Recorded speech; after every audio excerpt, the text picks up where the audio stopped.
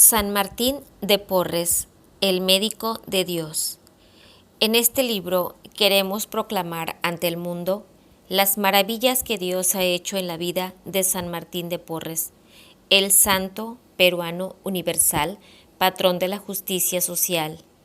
Este santo mulato era hermano donado, ni siquiera lego, en la comunidad de su convento dominico de Lima, pero llegó al más alto grado de santidad. Sus carismas eran la admiración de cuantos lo conocían. Tenía el don de sutileza, pasando a través de las paredes y puertas cerradas. El don de bilocación para estar a la vez en lugares lejanos. El don de la agilidad para trasladarse en un instante a sitios distantes. El don de luces y resplandores sobrenaturales. El del perfume sobrenatural, discernimiento de espíritus, conocimiento de cosas ocultas y, muy en especial, el don de curación. Era muy humilde y servicial con todos, y a todos atendía como enfermero de la comunidad, preocupándose especialmente de los pobres, españoles, indios o negros, a quienes sanaba y daba limosnas. Pero también era caritativo, curando a los animales enfermos que traía de la calle al convento. Los animales le obedecían y él consiguió que en distintas ocasiones pudieran comer juntos, sin pelear, perros, gatos y ratones. Podríamos decir que Fray Martín era el médico de Dios para todos y todos lo querían, desde la más alta autoridad hasta los más pobres de los pobres. Por eso nosotros debemos sentirnos orgullosos de este hermano nuestro que nos espera en el cielo y a quien podemos acudir en todas nuestras necesidades del cuerpo y del alma, sabiendo que nos atenderá con humildad, caridad y alegría, como lo hacía siempre. La ciudad de Lima, llamada Ciudad de los Reyes, era la capital del Virreinato del Perú y fue fundada por Francisco Pizarro el 18 de enero de 1535, a 2 leguas del mar, donde está el puerto del Callao. La Plaza Mayor se llamaba también Plaza de Armas, porque en tiempo de guerra o de peligro se reunían allí los encomenderos armados. El grito de ¡a las armas! ¡A las armas! Esta plaza era, y todavía lo es, el corazón de la ciudad. El mismo año de la fundación se creó la parroquia del Sagrario, adjunta a la catedral. Después se erigió la parroquia de San Sebastián en 1554, Santa Ana en 1570, Santiago del Cercado 1571, la de San Marcelo 1573, la de Nuestra Señora de Atocha 1614 y la de San Lázaro hacia 1626. Todas ellas existían en tiempo de nuestro santo. Había en la ciudad una casa de jesuitas y conventos de mercedarios dominicos, agustinos y franciscanos. En aquel tiempo la Iglesia dominaba totalmente el ambiente cultural. Fundó la Universidad de San Marcos en 1551 y los colegios mayores de San Felipe y San Marcos en 1575. San Martín en 1582, Colegio Seminario 1594. Colegio Máximo de San Pablo de los Jesuitas en 1570 y el Colegio Mayor de San Ildefonso en 1612. El de los agustinos y el de los franciscanos se fundaron en 1614. En 1626 los mercedarios fundaron el Colegio Mayor de San Pedro Nolasco y los dominicos el Colegio Máximo de Santo Tomás en 1645. En cuanto a conventos de religiosas, estaban los de la Encarnación de Agustinas, fundado en 1561, el de Clarisas de la Concepción hacia 1573, el de Bernardas en 1584, de las Carmelitas Descalzas de San José en 1602, el de Santa Clara en 1604 y el de Dominicas de Santa Catalina hacia 1624. Por otra parte, la Iglesia fundó los primeros hospitales, el de San Andrés para españoles en 1559, el de Santa Ana para indios en 1550, el de San Cosme y San Damián para españoles en 1559, el del Espíritu Santo para navegantes en 1573, el de San Lázaro para llagados y leprosos en 1563, el de San Diego para convalecientes españoles en 1594, el de San Pedro para clérigos pobres en 1594 y el de Nuestra Señora de Atocha para niños expósitos hacia 1600. Como vemos, los negros, la mayoría esclavos, no tenían hospital propio y precisamente por esto la obra de San Martín con ellos fue extraordinaria. Lima como ciudad, según el censo que mandó hacer el virrey Marqués de Montesclaros en 1613, tenía una población de 25.454 habitantes. De ellos, 9.616 eran españoles o criollos, españoles nacidos en Perú. 1978 indígenas, 10.386 negros y 744 mulatos. El resto eran orientales o mestizos de distintas razas. En cuanto al número de religiosos, dice el cronista Fray Buenaventura Salinas y Córdoba, que eran unos 894 religiosos, 300 clérigos y 824 religiosas. En aquellos tiempos de fines del siglo XVI y principios del siglo XVII en que vivió San Martín. Lima era una ciudad próspera, había muchos mercaderes, cerca de 200, dedicados a vender ropa de Castilla, de México y de la China. Los dueños de pulperías eran más de 200 y así otros mercaderes de vino y de otros alimentos. También eran numerosos los trabajadores de las distintas profesiones. El cronista mercedario Fray Martín de Murua dice: cosas de regalos, de dulces y conservas las hay en gran multitud por las calles, y las tiendas de la misma manera que en Sevilla. En cuanto a los habitantes, había una marcada diferencia de razas en el primer rango y con todos los derechos. Estaban los españoles o criollos. Después venían los que eran libres de distintas razas, indígenas, mulatos, etc. Y por último, los esclavos, casi exclusivamente negros. La ciudad creció espectacularmente debido a su prosperidad comercial y a la actividad minera. Hacia 1630, según Fray Buenaventura Salinas y Córdoba, en su memorial de las historias del Nuevo Mundo, ya había 40.000 habitantes en Lima, de los cuales unos 20.000 negros, la mayoría todavía esclavos. Evidentemente, la situación de los esclavos era muy dura. Algunos amos les otorgaban la libertad cuando ya estaban viejos o enfermos para evitar los gastos de su curación, pero no faltaron buenos amos que les quisieron recompensar, dándoles la libertad. Normalmente los esclavos solían vivir en la parte posterior de las casas de sus amos, en unos galpones, cuyas puertas se aseguraban por la noche con candados. Muchos esclavos trabajaban en los campos, pero otros estaban en las ciudades. Las negras solían hacer las tareas de la casa, pero también vendían por la calle buñuelos, chicha, requesones, leche, etc. A los esclavos no se les permitía llevar armas, a no ser que fuera escolta de sus amos. Si trabajaban de leñadores, hierberos o arrieros, podían llevar un cuchillo, pero de otro modo, si llevaban armas, eran severamente castigados. La principal razón era que, al ser tan numerosos, mucho más que los españoles, estos temían que algún día pudieran levantarse en armas. Si no lo hicieron fue porque al ser de diferentes naciones y lenguas, no se entendían entre sí y eran frecuentemente enemigos.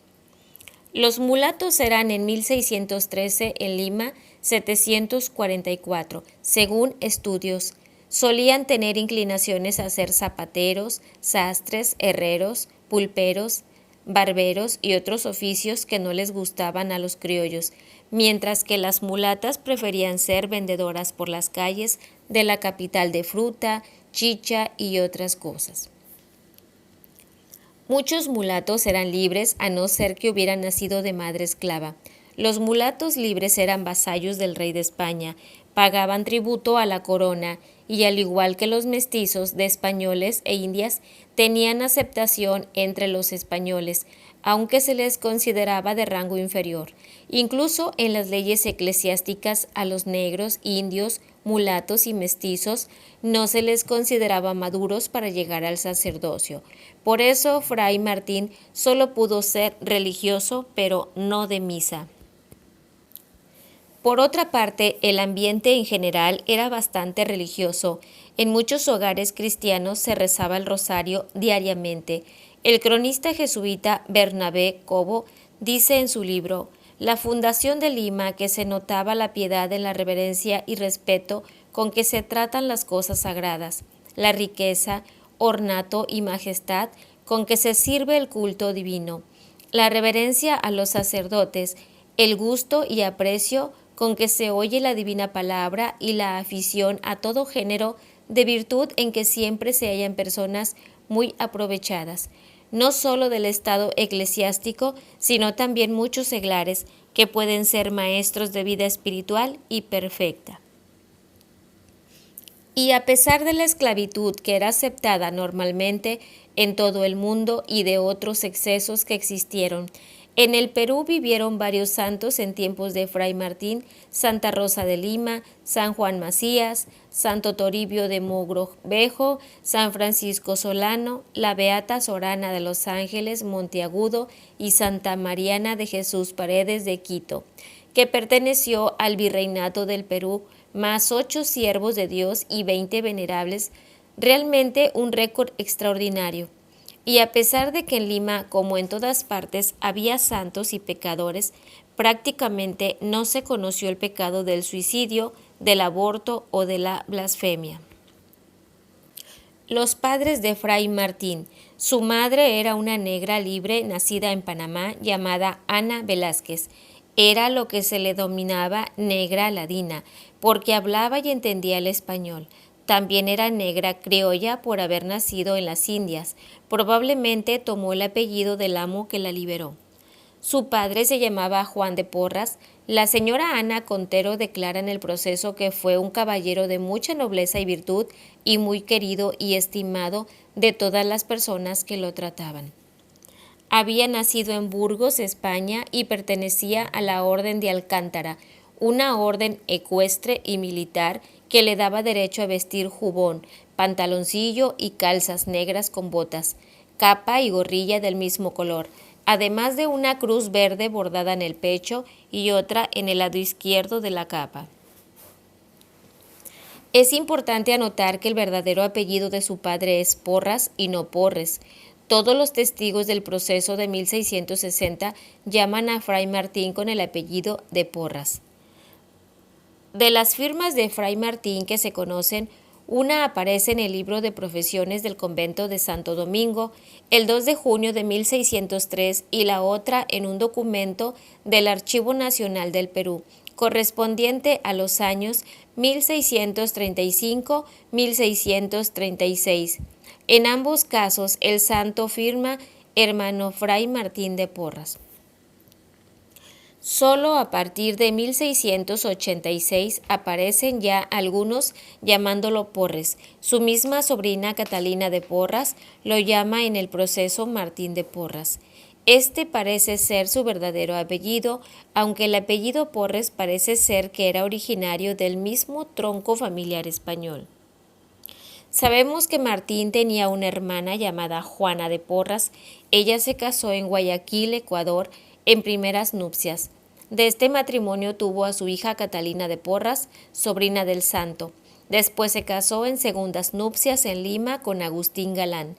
Catalina se casó en Lima con Melchor González hacia 1636 y después en segundas nupcias con Melchor Beltrán Boticario, quien vivía todavía en 1660. Cuando Catalina declaró en el proceso sobre su tío Fray Martín su infancia, Martín nació en Lima. No se sabe exactamente el día. Algunos dicen que podría ser el 11 de noviembre, fiesta de San Martín de Tours, pero pudiera ser el 9 de diciembre, día de su bautismo, o unos días antes del año 1579. Su casa estaba frente a la iglesia del Hospital del Espíritu Santo. Lo bautizaron en la iglesia de San Sebastián de Lima. La partida dice literalmente miércoles 9 de diciembre de 1579. Bautizaron a Martín, hijo del padre no conocido, y de Ana Velázquez. Fueron padrinos Juan de Viviesca y Ana de Escarcena, y fírmelo, Antonio Polanco. Aquí se dice de madre horra, que quiere decir libre, y de padre no conocido, pues al vivir en concubinato, don Juan de Porras podía ser menospreciado y verse obstaculizado en sus aspiraciones personales. Cuando Martín tenía unos 8 años y su hermana Juana 6, su padre consiguió trabajo en Guayaquil, Ecuador, y dejando a Ana Velázquez en Lima, se llevó a sus 2 hijos con él. Su primo segundo, Andrés Marcos de Miranda, dice en el proceso, estando testigo en la ciudad de Guayaquil, llegó a ella el dicho don Juan de Porras y llevaba en su compañía al dicho Fray Martín y a otra hermana suya nombrada Juana de Porras. Y habiéndolo visto el capitán Diego Marcos de Miranda, padre de este testigo y tío del dicho don Juan de Porras, le preguntó que para qué venía cargado con aquellos 2 mulatos. Le dijo que eran hijos suyos, que los había tenido en Ana Velázquez y que así los había de sustentar y alimentar, como lo hizo hasta que se vino a esta ciudad de Lima, trayendo consigo al dicho Fray Martín y dejando en poder del padre de este testigo a la dicha Juana de Porras, quien se casó en la dicha ciudad de Guayaquil. En Guayaquil estuvieron 4 años y cuando don Juan fue nombrado gobernador de Panamá, tuvo que venir a Lima a recibir el cargo de manos del conde del Villar. Entonces, dejando a su hija Juana en Guayaquil, decidió traerse a Lima con su madre a Martín, Fray Francisco Velasco Caravantes de Clara. Era el dicho don Juan de calificada nobleza y fue presidente y gobernador de la Real Audiencia de la ciudad de Panamá.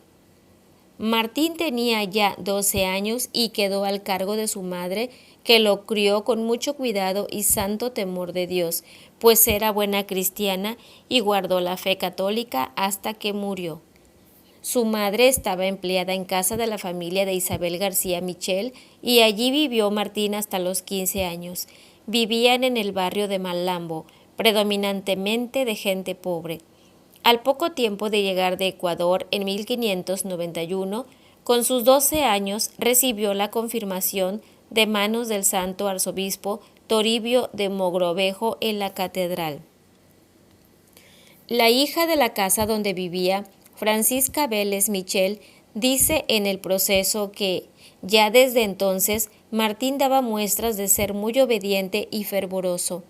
Algunas veces le pedía a la dueña de casa pedazos de vela para alumbrarse por la noche, y yendo a observar lo que hacía, lo vio hincado de rodillas, con las manos y ojos levantados al cielo, en oración y contemplación.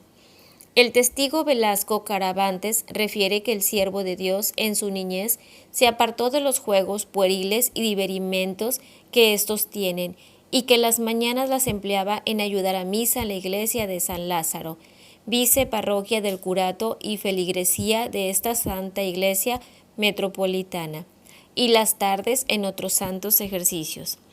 También afirma que supo por boca de doña Francisca Vélez que en el contiguo jardín de la casona plantó Martín, entre otras plantas, un árbol de limón que dura y permanece en el año 1679 y le llaman el limón de Fray Martín, y que dicho árbol todo el año estaba con fruto sazonado, siendo así que los demás no dan más que una vez al año.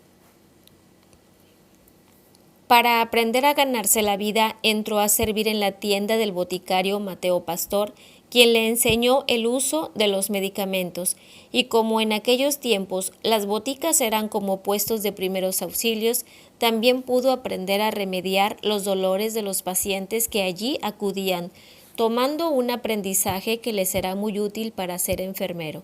Se adiestró en el oficio de barbero y aprendió a hacer sangrías a los enfermos, sacar muelas, hacer purgas, suturas, poner ventosas, aplicar ungüentos y otros trabajos para curar enfermos. A los 15 años, en 1594, pensó entregar su vida al servicio de Dios y de los demás, deseando ingresar al convento de Santo Domingo. Su madre no se opuso a su vocación y ella misma lo llevó a presentarlo ante el prior. De acuerdo a las normas establecidas, no podía acceder a ser sacerdote ni hermano lego por ser mulato y quedó solo como hermano donado, algo así como sirviente de la comunidad para hacer los servicios más humildes. Cuando Martín tenía 17 años, en 1596, regresó a Lima su padre desde Panamá y se enteró que su hijo estaba en el convento en calidad de donado. Su orgullo de español importante le hizo sentirse mal y acudió a hablar con el superior a ver si podía mejorar la situación de su hijo. Habló con el provincial Fray Salvador de Rivera, pero se le explicó que, aparte de las normas establecidas en los capítulos provinciales, estaba la oposición rotunda del mismo Martín a cambiar la situación. Su humildad le hacía querer seguir siendo el último de los últimos, y así se sentía feliz de servir a todos. Este suceso lo refiere así Fray Jacón de Acuña. He oído decir a religiosos antiguos de aquel tiempo que pretendiendo el padre de dicho siervo de Dios que le diesen a éste capilla y escapulario como a religioso lego, el siervo de Dios con profundísima humildad lo resistió. Lo resistió pidiendo le diesen solo el hábito de donado que tenía y en él le admitiesen en la religión, que para quien era él era una honra muy grande. Es interesante anotar que en aquel tiempo el convento de Santo Domingo era uno de los más grandes de América.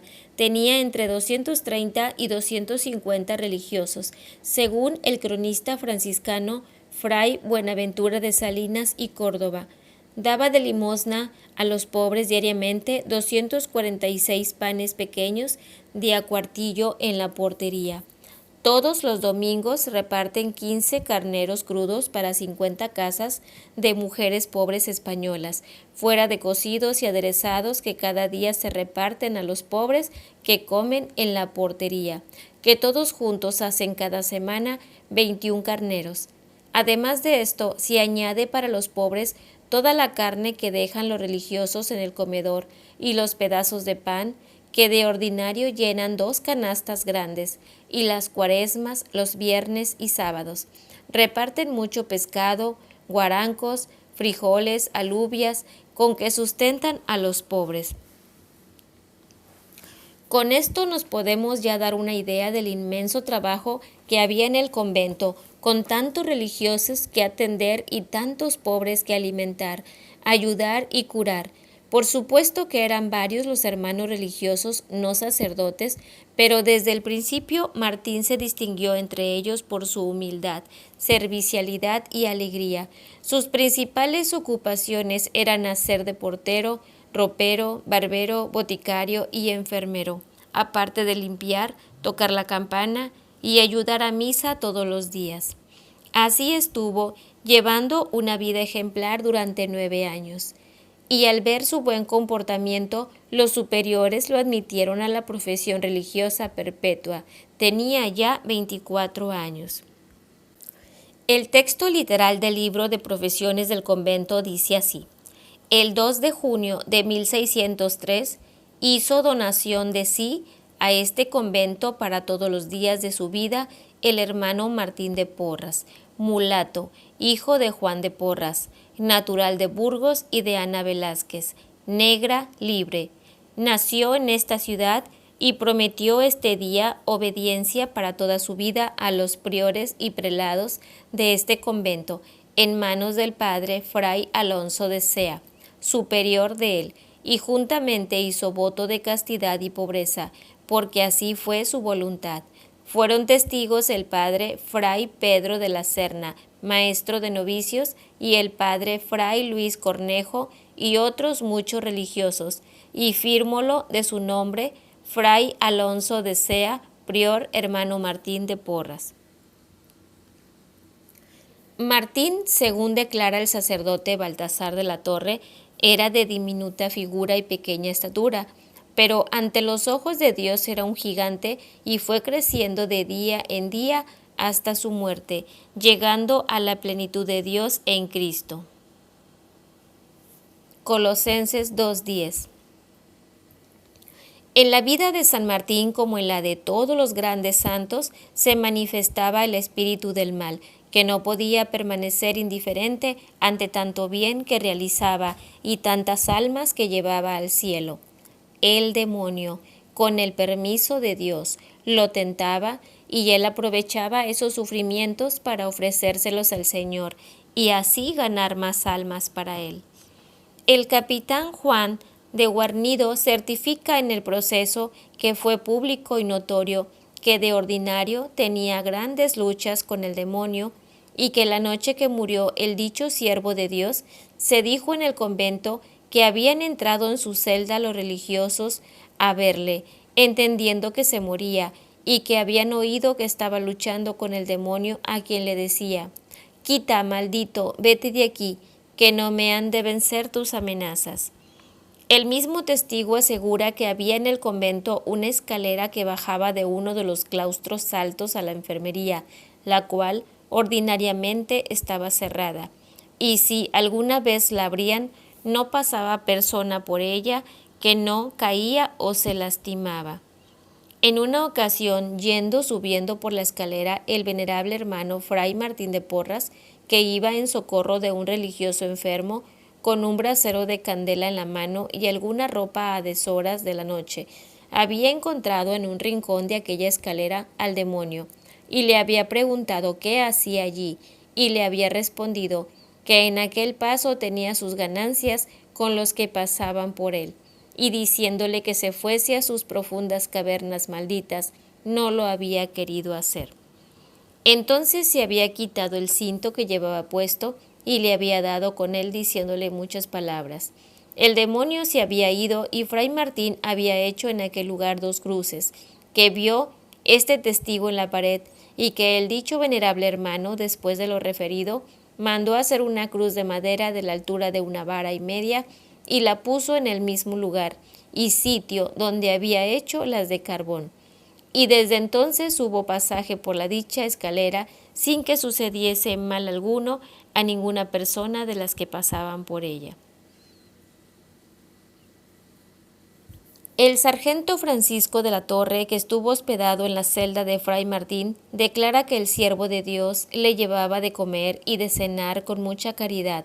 Una noche, habiéndose recogido en la celda, vio que vino el dicho siervo de Dios a la celda y se encerró por dentro. Y sin hablar palabra a este testigo, estuvo en la primera pieza de la celda y le oyó este testigo decir enojado, como hablando con alguna persona: «¿Para qué has entrado aquí? ¿Qué tienes que buscar? Vete», y así otras palabras injuriosas que le decía.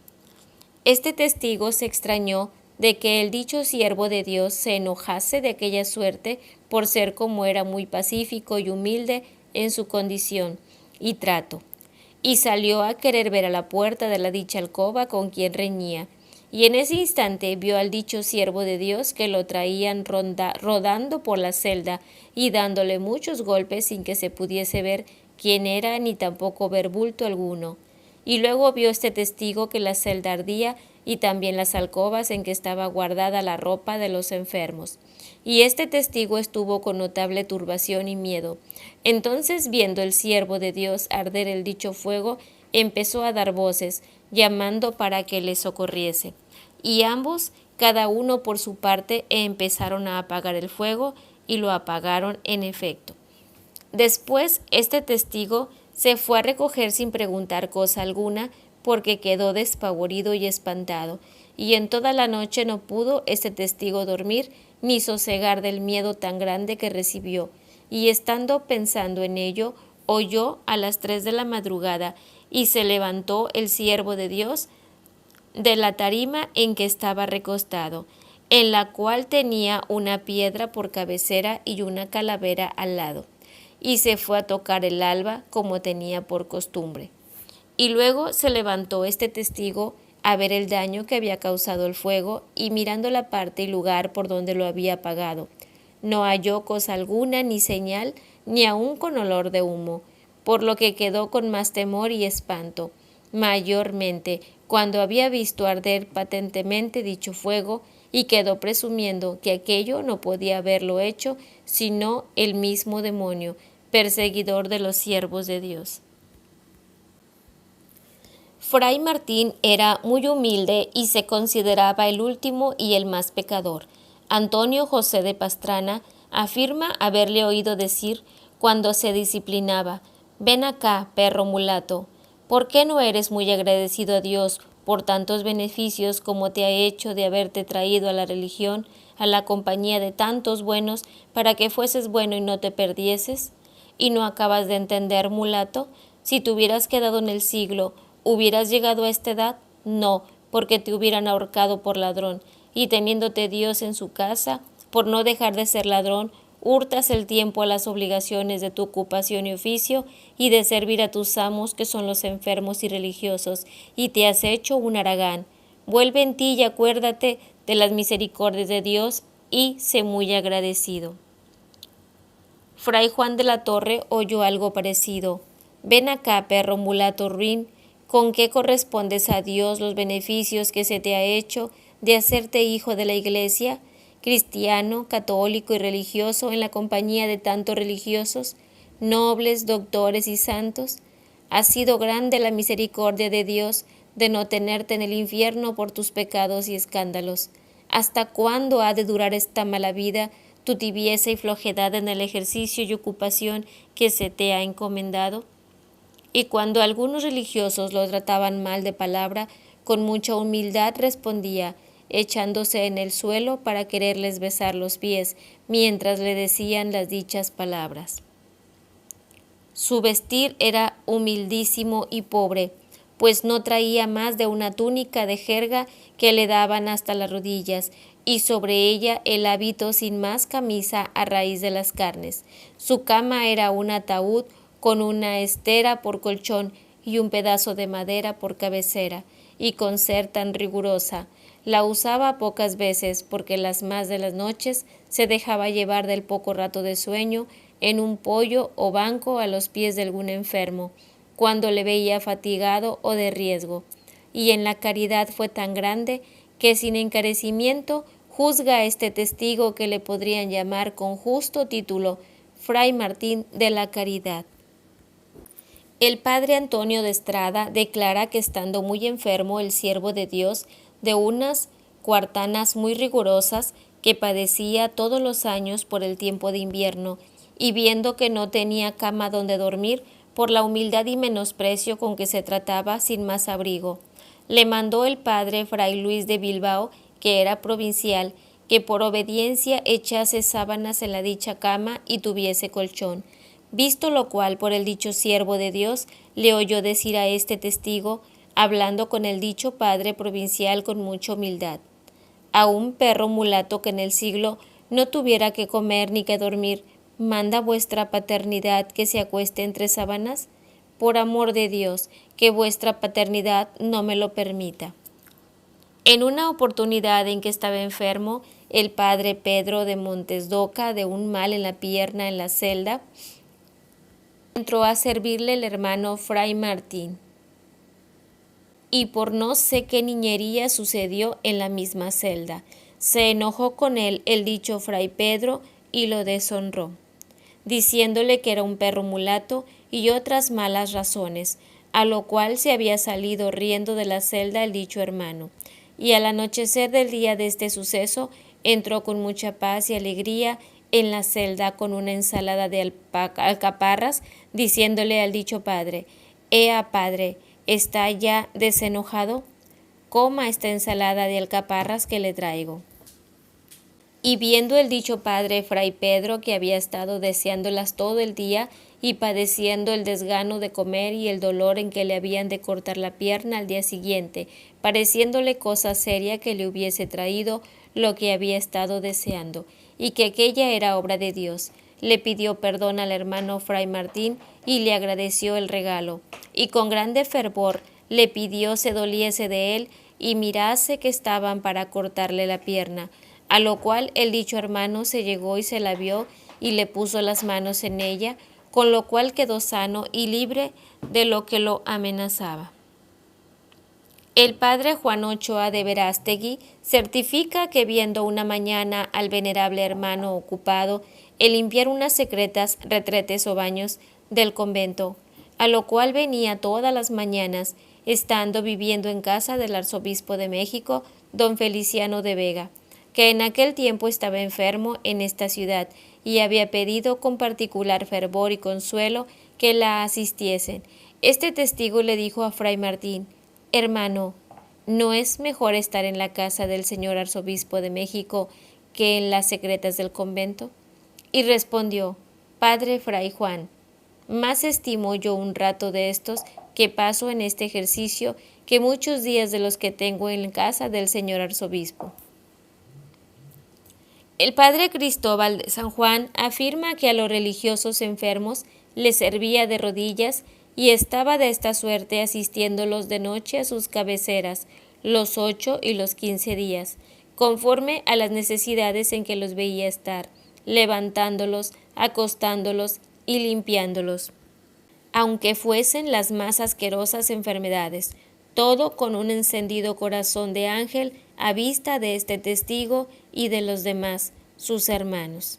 Y sigue diciendo el mismo testigo: resplandeció singularmente en la virtud de la humildad. Rara vez fue la que este testigo le vio levantar los ojos de la tierra cuando entraba en las celdas de los religiosos. Le daban silla o banco en que se sentase, pero no lo admitía y prefería sentarse a sus pies en el suelo. Y si acaso algunos le trataban mal de palabras, era el semblante de su rostro más alegre que si le hicieran alguna honra o lisonja, respondiendo a los aprobios que le hacían con palabras de grandísimo amor y mansedumbre. San Martín hacía mucha penitencia ofreciendo sus sufrimientos por la salvación de los demás. Fue muy abstinente en su comida y ésta se reducía, los días que la comunidad comía carne, a una escudilla de caldo y algunas verduras, y en los días de pescado a algunas legumbres, y esto era muy moderado. Viéndolo, parecía cosa imposible sustentarse así un cuerpo humano. Ayunaba todas las cuaresmas a pan y agua desde el día Jueves Santo hasta el día de Pascua o mediodía, y este día, por gran regalo, comía unas yucas y camotes, y el segundo día comía por la solemnidad de la Pascua unas sopas y unas pocas coles sin comer carne. El mismo testigo afirma que traía a raíz de las carnes una túnica de jerga muy gruesa y áspera y un cicilio de cerdas como jabón que le llegaba hasta los muslos. No se le conocía cama sino una alacena que tenía en la ropería, la cual le servía algunos ratos del día, porque las noches las pasaba en oración en el capítulo y coro alto, que eran los lugares de su devoción. Todos los días, después de las oraciones, se encerraba en su celda y estaba en ella poco más de 3/4 de hora en oración y disciplina.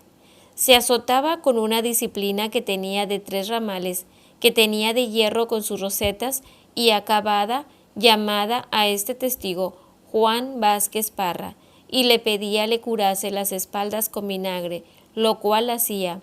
Y viendo este testigo lo lastimado que quedaba de las espaldas, le dijo muchas veces que no hiciese aquello y que escogiese otro modo que había de penitencia, y siempre le respondía que todo aquello era nada para lo que merecía. Y todo esto se lo decía a este testigo con semblante alegre y risueño, sin mostrar flaqueza alguna, y desde las 12:15 de la noche era la segunda oración y disciplina, unas veces en su celda y otras en la sala del capítulo delante de la imagen de un santo crucifijo, y en ella estaba como cosa de 3/4 de hora, la cual se daba en las asentaderas con un rebenque de látigo torcido.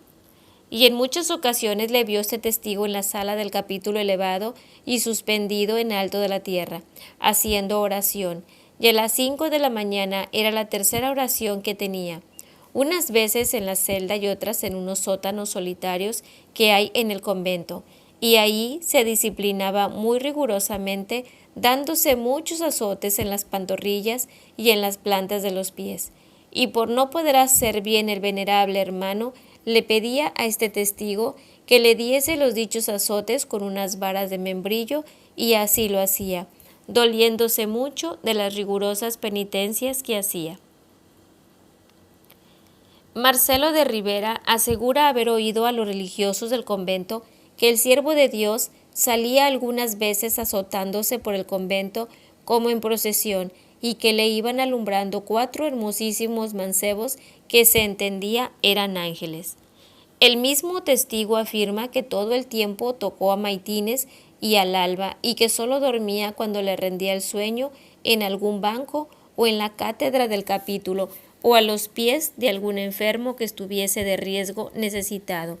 Y la cama que tenía en su celda era una a modo de ataúd, de tabla, y sobre ella una estera, y por cabecera un pedazo de madera, de la cual cama usaba cuando estaba malo y muy necesitado.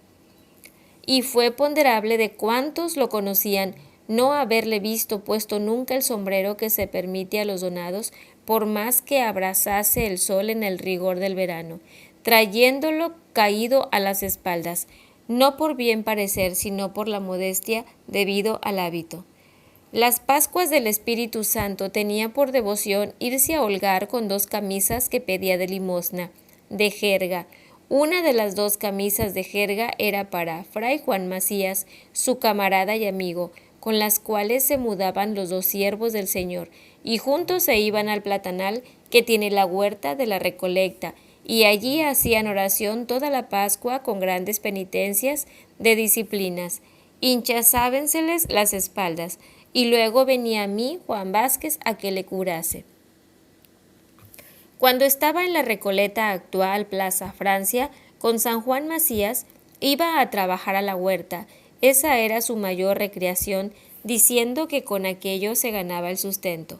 También solía ir a la otra hacienda de la orden, a Limatambo, del actual distrito de Surquillo, y allí trabajaba incansablemente, arando la tierra y sembrando diferentes hierbas medicinales para el socorro de los pobres, y retirándose a lo más apartado y escondido de dicha hacienda. Hacía sus continuas penitencias y ejercicios.